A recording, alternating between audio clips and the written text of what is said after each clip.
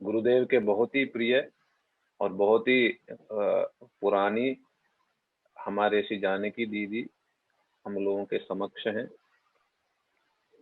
इन्होंने जीवन में बहुत त्याग किया है, बहुत कुछ सहन किया है।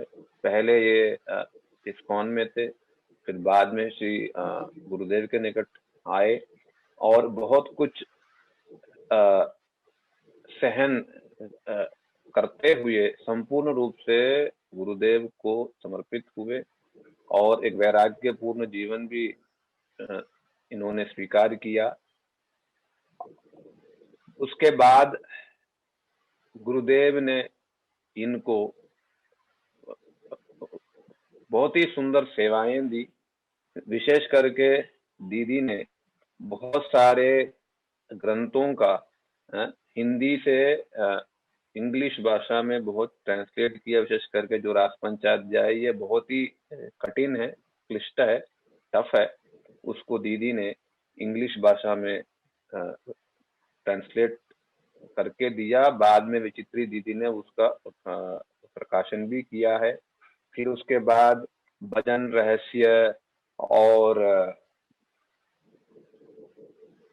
और भी कई सारे ग्रंथ हैं, दीदी ने सबको ट्रांसलेट की है इंग्लिश भाषा में, हिंदी भाषा से, क्योंकि लोगों को इंग्लिश वालों को हिंदी समझने वाला कोई न कोई मतलब चाहिए था जो समझ नहीं पाता था। तो दीदी का दोनों ही भाषा में बहुत सुंदर पकड़ था। तो दीदी ने पब्लिकेशन में बहुत सुंदर सेवाएं की बहुत समय तक, और साथ में कीर्तन भी ये बहुत सुंदर करती हैं। गुरुदेव उनको समय समय पर कहते थे कीर्तन करो। हारमोनियम में दीदी करती थी फिर कीर्तन। और जी की महिमा गान। हाँ हाँ, नहीं बस ये आपका थोड़ा सा परिचय मात्र है ताकि लोग आपको मतलब समझ सके। फिर गुरुदेव की फिर महिमा निकल के आएगी उसमें से, आप चिंता ना करो। और दीदी का ही प्रयास रहा कि सारे जो कीर्तन है ब्रज के, जो मीराबाई के, सूरदास जी के, तुलसीदास जी के, इसके अलावा भी और जो ब्रजभाषा के जो कीर्तन है, दीदी का ही प्रयास रहा है कि मतलब सब कुछ संकलन करके जो मुख्य मुख्य रूप से जो तिथियों में मठों में जो मतलब गाते हैं उन सबको संकलन करके एक सुंदर ग्रंथ के रूप में प्रकाशन किया है। उसका नाम है ब्रज रस धारा। शायद सब लोगों के पास होगा जो लोग मतलब कीर्तन इत्यादि करते हैं। तो हम लोग दीदी के निकट मतलब आभार हैं कि ये ब्रजरस धारा नहीं होता तो मैं तो देखता हूं कि बहुत स्थानों पर हम लोग जाते हैं जहां पर ये बंगला कीर्तन मतलब चलता नहीं है। तो इसलिए ब्रजरस धारा जो है बहुत काम आता है। तो जो कीर्तनिया लोग जो हैं इस कीर्तन किताब से ही बहुत कीर्तन मतलब गाते हैं। तो इसलिए हम लोग दीदी के निकट ऋणी हैं। तो इसलिए हम लोगों का सौभाग्य आज दीदी है श्री जानकी बीच में कट जा रहा है। हाँ वो मतलब 2G है, कनेक्शन ठीक 2G है। हाँ तो 2G है तो मतलब चिंता नहीं है। तो हम लोगों का सौभाग्य आज की जानकी दीदी हैं हम लोगों के साथ। आज हम इनसे गुरुदेव की महिमा मतलब सुनेंगे। दीदी हम लोग आपसे हम सुनना चाहते हैं कि गुरुदेव से आप कब मिले। पहले आप इस्कॉन बॉम्बे में थे मैंने सुना, फिर वहां से गुरुदेव से मिले, वो कैसे हुआ, क्या मिलना हुआ, फिर कैसे वहां से छोड़ा, गुरुदेव के पास कैसे आए, और ये त्यागमयी जीवन ये कैसे आपने स्वीकार किया और किस प्रकार की सेवाओं में लगे। आप कृपा करके विस्तार से ये सारी चीज बताइएगा, हम सारे लोग सुनना चाहते हैं। दर्शकों से, सभी लोगों से, भक्तों से निवेदन है कि वृंदावन में सिग्नल की थोड़ी मतलब समस्या है। हम पहले भी रामानंद प्रभु के साथ भी हुआ, परमेश्वरी प्रभु के साथ भी समस्या रही। तो ये वीडियो को हमने इसलिए किया है बंद ताकि दीदी का साउंड जो है ठीक से हमको मतलब सुन सके। नहीं तो वो साउंड जो है बार बार कट कट के वो हमको मतलब ठीक से फिर सुनाई नहीं देता है, सबके लिए फिर परेशानी रहता है। इस वजह से हमने मतलब ये वीडियो को किया है बंद। किंतु जो लोग दीदी को मतलब देखना चाहते हैं, मैं 2 मिनट के लिए कर देता हूँ ऑन, तो सब लोग देख लीजिएगा, तो फिर उसके बाद हम उसको कर देंगे बंद, ताकि दीदी का साउंड जो है ठीक से हमको सुनाई दे। ठीक है दीदी, अब स्टार्ट कर दीजिए आप।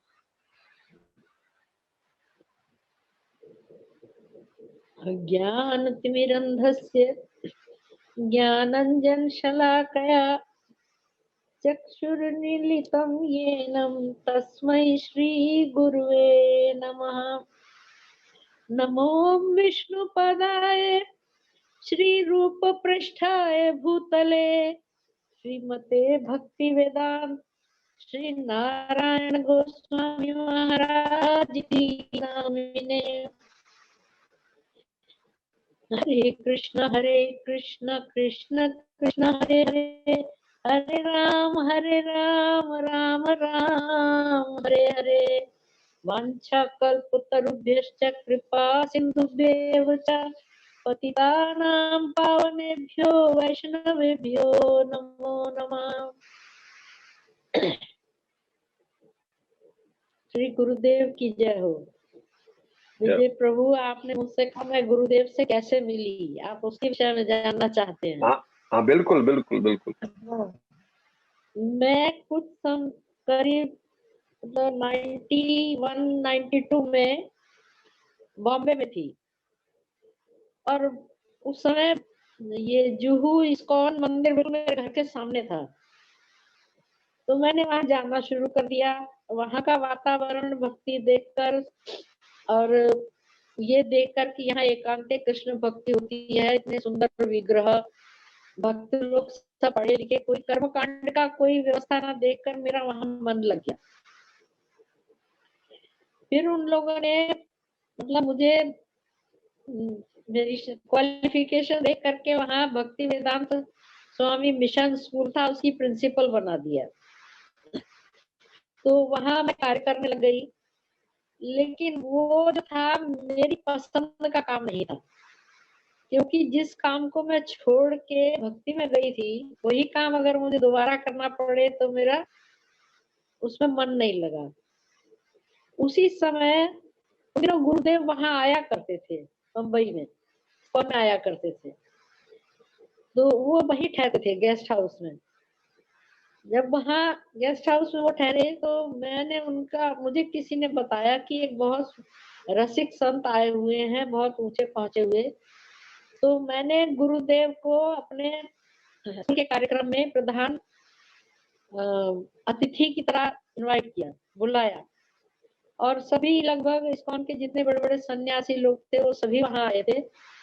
और गुरुदेव, उससे पूर्व मैंने गुरुदेव की गुरु पूजा इत्यादि भी करी, उनका चरण प्रक्षालन किया और उनकी आरती करी। ये सब गुरुदेव ने मुझे सौभाग्य प्रदान किया। उसके बाद में फिर गुरुदेव ने कुछ लेक्चर भी दिए। उसके पूर्व ऐसा हुआ था, मतलब मैं इस्कॉन में कथा सुनती थी, पर मेरा उसमें कुछ अच्छा नहीं लगता था कि ये कोई अधिकतर वो प्रीचिंग के विषय में या कुछ इस प्रकार की कथाएं होती थी। फिर एक बार गुरुदेव वहां आए और उन्होंने कथा करी। उन्होंने कथा जो करी तो सीधे ही वहां पर उन लोग के जो कुछ शिष्य लोग थे, हमारे कृष्ण महाराज और लोग, उन लोगों ने ये प्रश्न किया कि हमारे स्वामी महाराज प्रभुपाद जिस समय बिल्कुल बिल्कुल अंतिम दशा में थे, आखिरी अपनी लीला संवरण करने वाले थे, उस समय उन्होंने ये इच्छा जाहिर करी कि वो गोवर्धन जाना चाहते हैं, और वो भी बैलगाड़ी में। लेकिन उस समय उनकी तबीयत इतनी खराब थी, उनका उठना बैठना भी मुश्किल था, तो उनके शिष्य लोगों ने उनकी बात नहीं मानी। और उन दिनों गोवर्धन में इतना सड़कें वगैरह भी नहीं थी, कच्चा रास्ता बिल्कुल, तो वो लोगों की जगह नहीं मानी। लेकिन उन्होंने गुरुदेव से ये प्रश्न किया कि उन्होंने ऐसा क्यों कहा हमसे, क्यों गुरुदेव उन्होंने गोवर्धन जाने की इच्छा प्रकट करी। उस समय जब गुरुदेव ने बोलना शुरू किया, मैं भी उस क्लास में थी, तो गुरुदेव ने उस समय ये बताया, गोवर्धन जी का एक बहुत विशेष स्थान है। जितनी रहस्यमयी कृष्ण की लीलाएं हैं वो गोवर्धन में हुई हैं।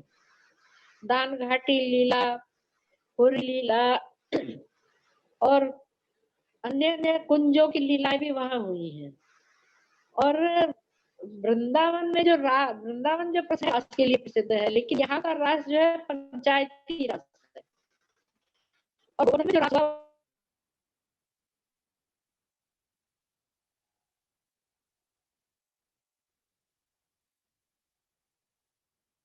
हरे कृष्णा। लगता है दीदी के सिग्नल में थोड़ी सी मतलब समस्या है। आ जाएंगी अभी 2 मिनट में। बार बार जाता है, आता है। जैसे ही दीदी मतलब जुड़ जाएंगी हम लोगों के साथ, हम फिर दोबारा दीदी से इसके बारे में सुनेंगे। जिसके बारे में दीदी कह रही थी वो प्रसंग बहुत ही प्रसिद्ध है। गुरुदेव के निकट इस्कॉन के बड़े बड़े जो जीबीसी गवर्निंग बॉडी कमीशन के जो लोग थे, उन लोगों ने प्रश्न किया था कि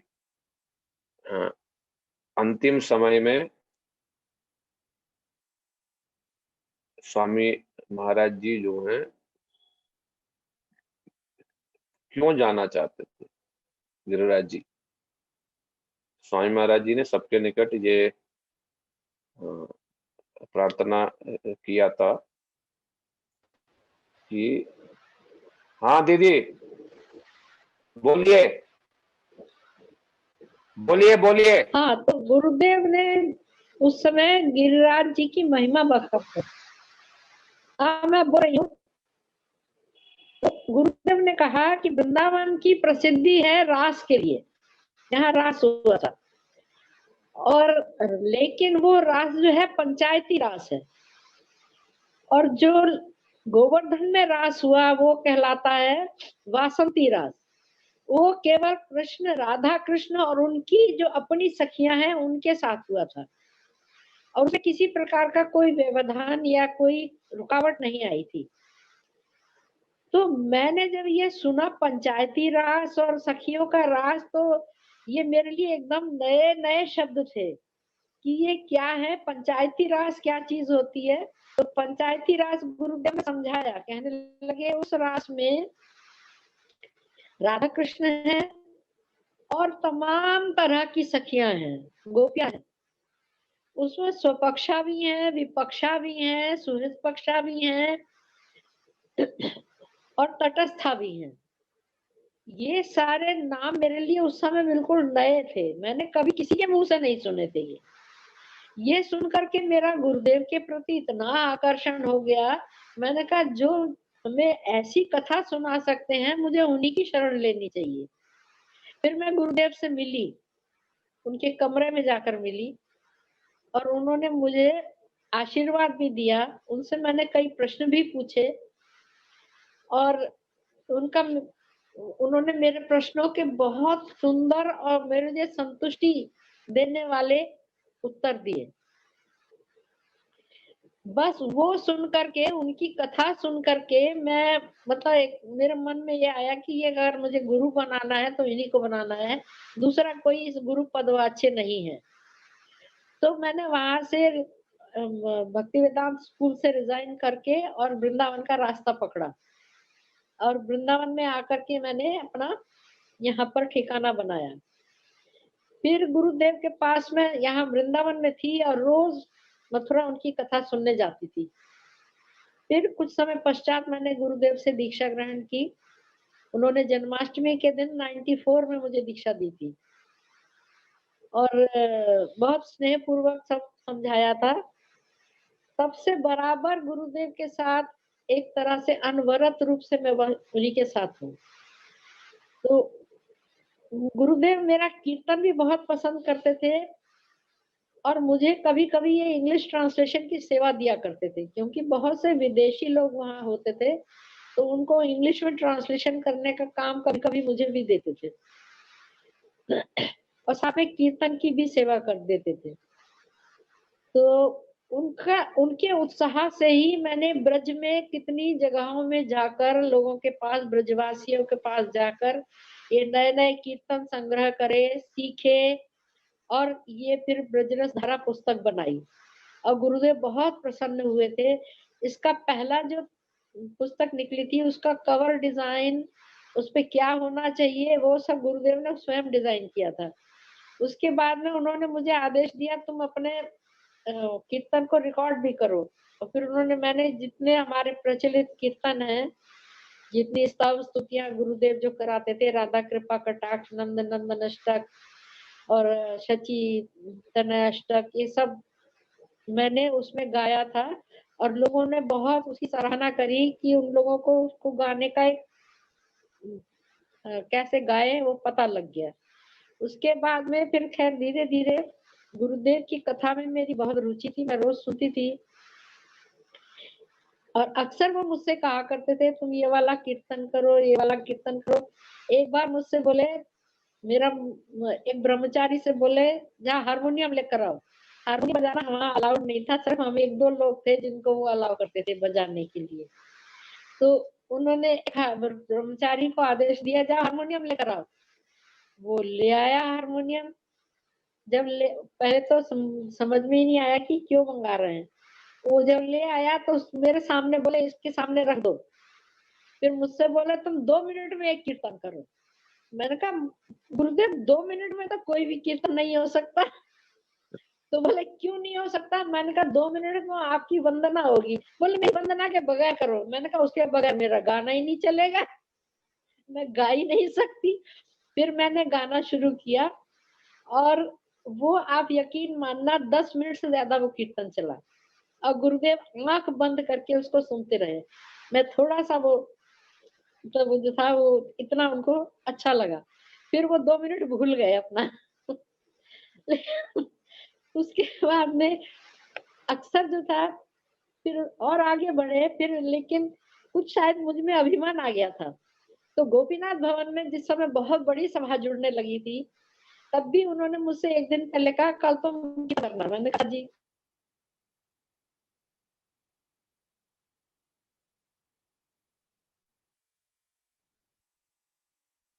हरे कृष्णा।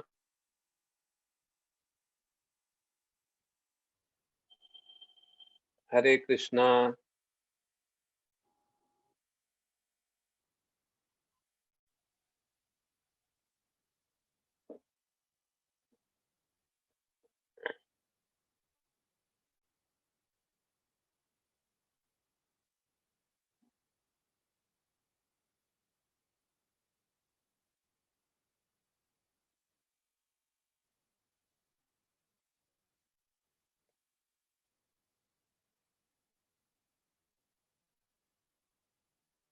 हरे कृष्णा। दीदी अभी हम लोगों के साथ फिर जुड़ जाएगी, जुड़ गई है अभी। बस वो सिग्नल का प्रॉब्लम है तो बीच बीच में जाना होता है उनको, आ जाते हैं। और हरे कृष्णा। शुरू करूं मैं? हाँ हाँ, कीजिए कीजिए कीजिए कीजिए। तो आवाज आ रही है? हाँ हाँ हाँ, ठीक है, बिल्कुल ठीक है, बोलिए। हाँ, तो उस समय गोपीनाथ भवन मतलब समझिए आपको याद होगा बजमंडल जिस समय परिक्रमा होती थी तो गोपीनाथ भवन शुरू से आगे तक गेट तक भरा रहता था। गुरुदेव ने मुझसे कहा कल तुम कीर्तन करना। ठीक है, हम बड़े अभिमान में आ गए। हमने कहा अच्छा, वाह वाह, गुरुदेव हमसे कीर्तन करने को कह रहे हैं। फिर मैंने एक कीर्तन गाया थोड़ा क्लासिकल अंदाज में और वो ये था, श्री राधा रमन श्री राधा रमन श्री राधा रमन मतवाए हो। और बीच बीच में मैंने चैतन्य चरितामृत से प्यार लेकर के उसको गाया। गुरुदेव चुपचाप सुनते रहे। फिर जब खत्म हो गया मैं उनके पास प्रणाम करने गई तो बोले हमें तुम्हारा कीर्तन बिल्कुल पसंद नहीं आया। मैं तो एकदम से धक रह गई। मैंने कहा मैंने तो इतनी मेहनत करके और इतना सुरीला से कीर्तन गाया और गुरुदेव कह रहे हैं हमें तुम्हारा कीर्तन पसंद नहीं आया। उनका गुरुदेव क्या मेरे से क्या अपराध हो गया, क्या गलती हो गई? बोले कीर्तन ऐसा होना चाहिए, ये उपदेश सुनिए गुरुदेव का, कीर्तन ऐसा होना चाहिए जो सब लोग समझ सके और तुम्हारे पीछे गा सके। ये आ करके जो तुम गाओगी गाओगी तो कौन गाएगा तुम्हारे पीछे? अच्छा उपदेश दिया उन्होंने। उसके बाद मैंने ऐसा गाना कभी नहीं गाया, कभी नहीं गाया। फिर मैं यही ब्रज के कीर्तन गाती थी। एक बार ऐसे ही कोई ड्रामा हो रहा था, वो ड्रामा में मेरा कीर्तन था, मुझे बीच बीच में गाना था, वो गाने ड्रामे के बीच में। तो जब ड्रामा खत्म हो गया तो गुरुदेव मुझसे उंगली उठा के बोले गाओ। तो मैंने गाना शुरू कर दिया, एक ब्रज का कीर्तन। गाना गाते गाते माधव महाराज को हमेशा जल्दी होती थी, गुरुदेव को लेके जाऊं, टाइम हो गया टाइम हो गया। तो वो कहने लगे कि बस बंद करिए।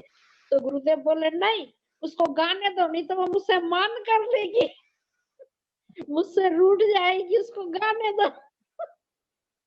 ये ऐसी ऐसी मधुर स्मृतियां गुरुदेव की है जो आज भी याद आती है तो दिल भर जाता है कि अब ये सब कहने वाला कौन है मुझे, अब मैं किसके मुख से ये मधुर वाणी सुनूंगी, कौन मुझे बताएगा, और ऐसे उपदेश मुझे कौन देगा।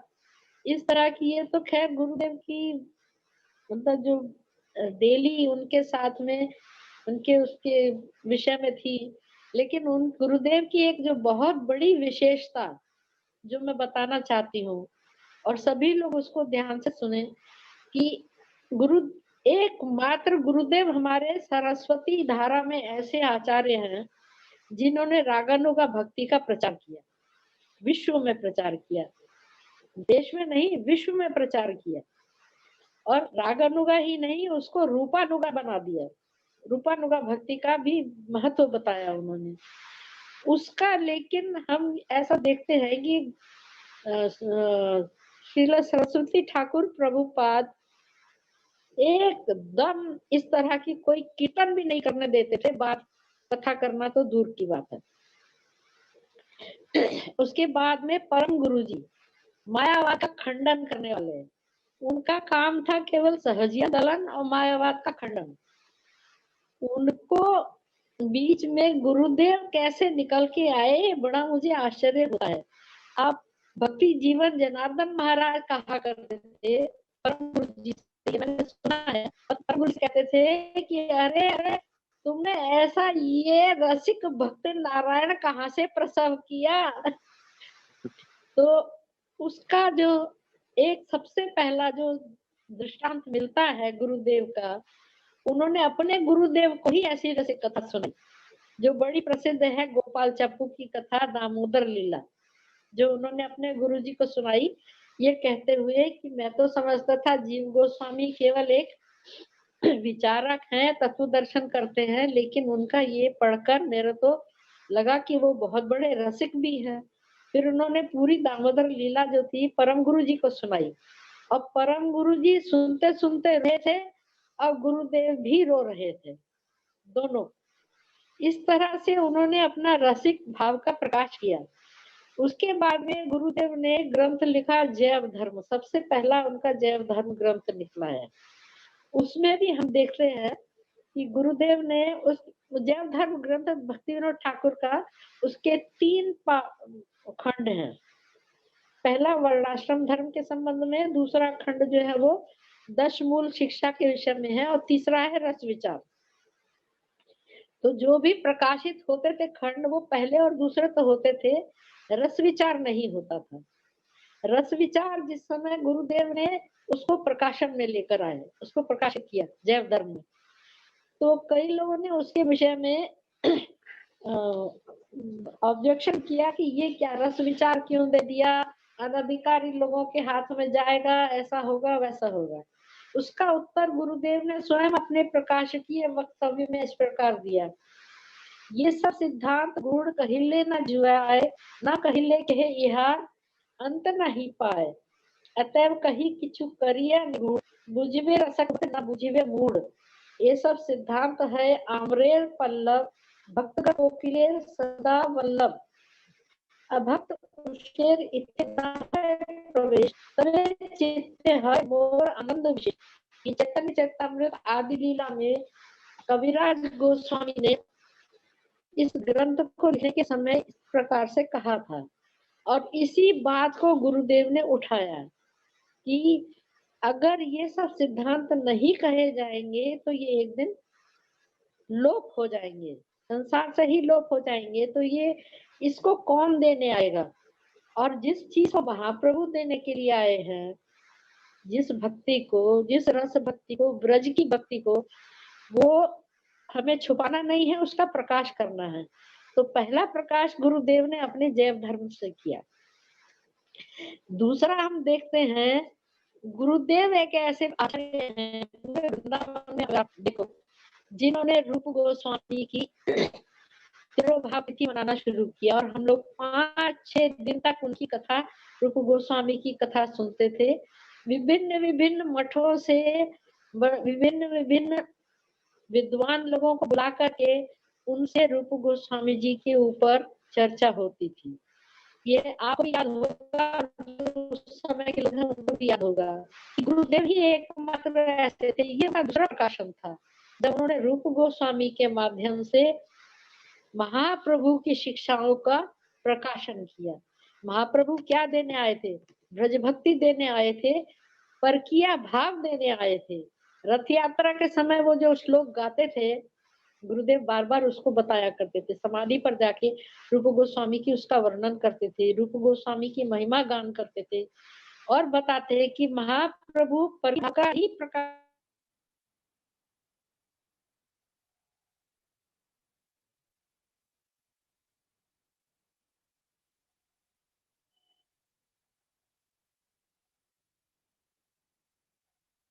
हरे कृष्णा। दीदी के सिग्नल में समस्या है।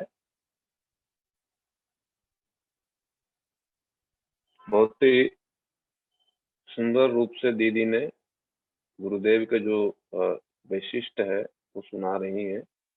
गुरुदेव किस प्रकार से रागानुग भक्ति का प्रचार किया है और उस पर भी जो रूपानुग धारा जो है उसकी उन्होंने विशेष रूप से किस प्रकार से महिमा प्रकाश किया है, उसके बारे में दीदी सुना रही है। अभी थोड़ा सा सिग्नल में समस्या, बस अभी 2 मिनट में फिर जुड़ जाएगी दीदी। अभी तब तक हम जो प्रारंभ में मैं सुना रहा था कि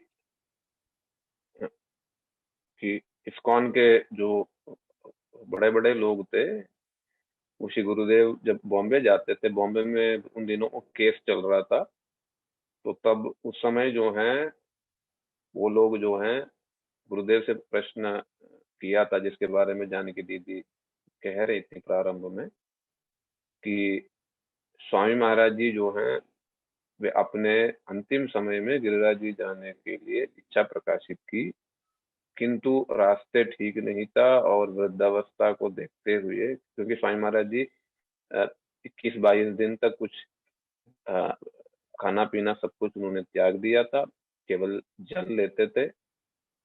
तो उनकी शरीर की स्वास्थ्यता को देख के भी रास्ता ठीक नहीं हुआ, उसको भी देख के भी उन लोग लेके नहीं गए। किंतु बाद में श्री गुरुदेव से उन्होंने प्रार्थना किया कि क्या हमने ठीक किया कि नहीं किया, क्यों जाना चाहते थे। तो श्री गुरुदेव तब उस समय जो है 91 की बात है, तब उस समय हमारे श्री जानकी दीदी भी उन दिनों बम्बई में ही थी और वहाँ के भक्ति वेदांत स्कूल में वो पढ़ाती थी, प्रिंसिपल थी। तो श्री गुरुदेव से तब मिली भी और श्री गुरुदेव से इसके बारे में सुनने का सुयोग भी मिला। श्री गुरुदेव ने जो समझाया, बहुत ही सुंदर रूप से उन्होंने फिर समझाया कि रास पूर्णिमा जो श्री वृंदावन है, श्री वृंदावन की महिमा जो है मथुरा से भी कैसे श्रेष्ठ है। फिर उसके बाद मथुरा से वृंदावन धाम की श्रेष्ठ है क्योंकि रास पूर्णिमा है, और विशेष करके वृंदावन से भी श्री गिरिराज जी किस प्रकार से श्रेष्ठ हैं क्योंकि वहां पर वासंतीय रास भी है। और उसके बाद जो है श्री गिरिराज जी को श्री कृष्ण ने 7 दिन तक दहन भी किया था। ये रूप गोस्वामी पाद जी ने उपदेशामृत में बताया है ये सब चीज। और उस गिरिराज जी में भी श्री राधा कुंड की जो महिमा है वो भी सबसे श्रेष्ठ है, क्योंकि वहां पर केवल और केवल स्वपक्ष गोपियां राधा जी की वहां मतलब कृष्ण के साथ मिलती हैं, सेवा सुयोग उनको प्राप्त वहां पर होता है। प्रेमामृता प्लावनाथ इत्यादि कहते श्री रूप गोस्वामी पाद जी ने राधा कुंड की भी महिमा व्यक्त किया है। तो इसीलिए स्वामी महाराज जी वहां जाना चाहते हैं, सारे रूपानुग वैष्णव लोग जो हैं वहां जाना चाहते हैं। तो इसलिए श्री रघुनाथ गोस्वामी पाद जी ने भी कहा है निज निकट निवासम देहि गोवर्धन गिरिराज जी के निकट अ, स्थान प्राप्त करने के लिए श्री रघुनाथ दास गोस्वामी पाद जी भी जो है अ, 1 मिनट, हाँ, रघुनाथ दास गोस्वामी पाद जी जो हैं उन्होंने भी गुरुदेव की मतलब गिरिराज जी की जो निज निकट वास के लिए प्रार्थना किया। तो ये सारे हमारे जो रूपानु आचार्य हैं सब लोगों की ये मनोकामना है कि वो किसी न किसी प्रकार से गिरिराज जी के निकट वास प्राप्त हो, क्योंकि इसी के द्वारा ही जो है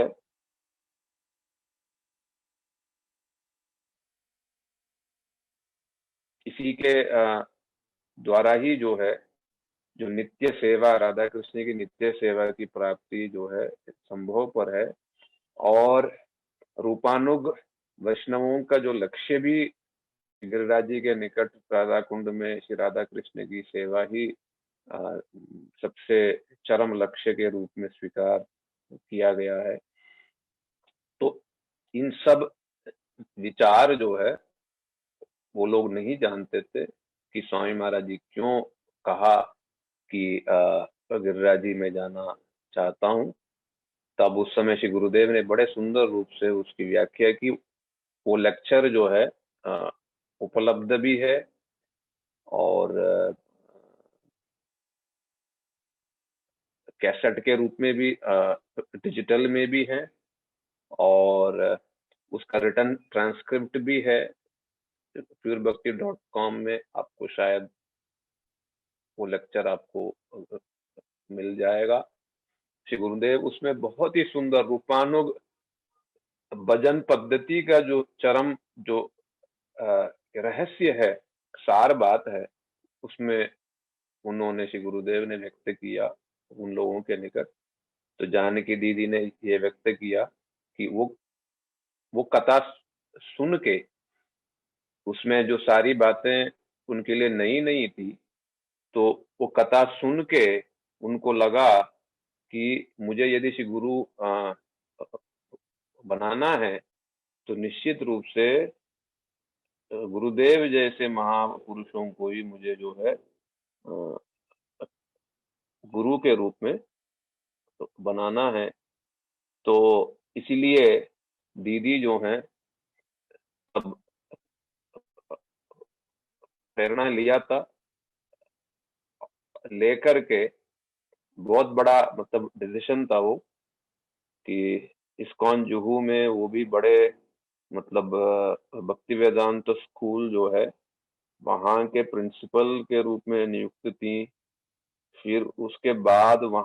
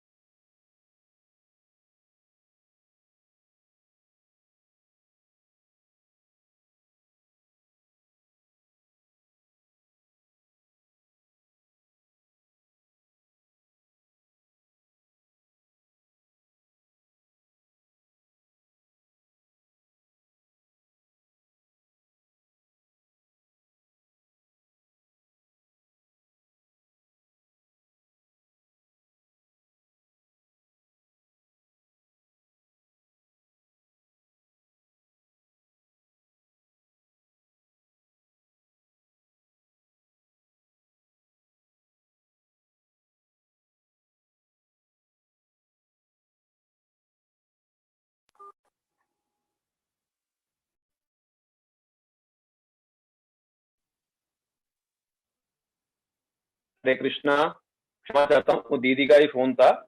और दीदी को वो स्टार्ट मतलब वो बार बार कह रहा है कि प्रोग्राम मतलब प्रॉब्लम आ रहा है, तो मैंने समझाया उनको कि फिर से स्टार्ट करो आप। तो ये टेक्नोलॉजी में थोड़ी थोड़ी ये सब समस्याएं भी हैं। कभी सिग्नल चला जाता है, तो कभी साउंड चला जाता है, तो कभी प्रोग्राम ही बंद हो जाता है, तो क्या करें। तो जैसे तैसा हम अ, इसके बीच में भी हम लोग जो है गुरुदेव की स्मृतियों को स्मरण कर रहे हैं, जैसा भी हो। तो गुरुदेव ने उन लोगों को समझाया, बड़ा प्रभावशाली था, मतलब कभी उन्होंने इस प्रकार से कभी सुना ही नहीं था। तो दीदी वही सब बातें मतलब कह रही थी कि वो जो है सुन के उनको, दीदी जो है बड़े प्रभावित हुई। और तो उन्होंने ये विचार किया कि गुरु यदि बनाना है तो अ, इस प्रकार के महापुरुष को ही हमको बनाना है, जो मतलब वास्तव में जो श्री राधा कृष्ण के बारे में कह सकते हैं, समझा सकते हैं। तब श्री तो तब जो है दीदी जो है वहां से छोड़ के स्कूल में, भक्ति वेदांत स्कूल है, आज भी है बॉम्बे जुहू में। तो वहां से उन्होंने उसको मतलब छोड़ के, त्याग के, दीदी जो है पूर्ण रूप से श्री गुरुदेव के निकट पहुंच गई। ये एक बहुत बड़ा स्टेप है, आप मतलब सबके लिए संभव नहीं होता है, किंतु दीदी ने मतलब कि प्रयास किया है। और तब से ही 94 से आप रख लो, 94 से वो श्री वृंदावन में रह रही हैं और श्री गुरुदेव की सब प्रकार की सेवा में व्यस्त हैं। शायद वो अ, जुड़ नहीं पा रहे हैं शायद अभी तक। मैंने समझाया उनको। अच्छा, यहाँ तो आ गया।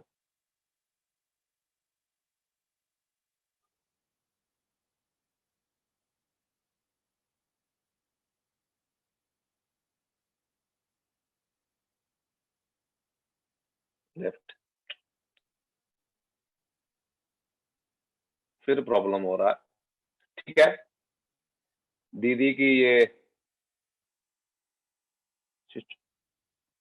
छोटे रूप में ही सही, हम लोगों ने, जानकी दीदी से हम लोगों ने ये सुना। और दीदी का जो विशेष जो अवदान रहा, ये ब्रजरस धारा हम सब लोगों के निकट शायद है। और इसमें विशेष करके ब्रज के जो मुख्य मुख्य कीर्तन हैं, जो हम मठों में, कार्यक्रमों में, सब जगह जो हम लोग जो गाते हैं, उन सब को दीदी जैसा कह रही थी, सब जगह जा जा के सब लोगों से संकलन भी किया। और उन कीर्तनों को पहले श्री गुरुदेव के निकट ला करके मतलब उन कीर्तनों को अप्रूवल भी पहले उन्होंने कराया, क्योंकि गुरुदेव जो हैं इस मामले में बहुत ही स्ट्रिक्ट थे कि सारे कीर्तन वो करने मतलब देते नहीं थे। तो इसलिए सारे कीर्तन संकलन भी किया और सब चीजों का मतलब सहमति भी ली। तब आ, तब जो है, तब जा करके श्री गुरुदेव जो है सहमति दी, ठीक है इसको छापो। तो हम लोग जो है गुरुदेव के निकट आ, आ, दीदी के निकट बहुत ही हम लोग आभार हैं।